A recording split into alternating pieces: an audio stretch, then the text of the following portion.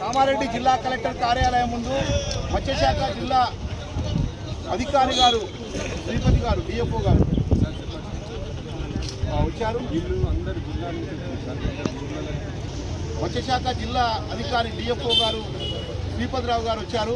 వారికి మనం జిల్లా వ్యాప్తంగా ఉన్న మత్స్యకారులు మెమోరాండం కాపీలు తీసుకొచ్చారు, అవి ఇస్తున్నాము. ముఖ్యమైనటువంటి నాయకత్వం కూడా వెళ్ళి సార్ తోటి డిస్కస్ చేసి రావడం జరుగుతుంది. మీ అందరికీ కూడా ఆ సమస్యలు కూడా మీకు తెలియజేయడం జరుగుతుంది. అది పెట్టుకున్నారు సార్ తోటి లోపలికి వెళ్ళి మా ముఖ్యమైనటువంటి నాయకత్వం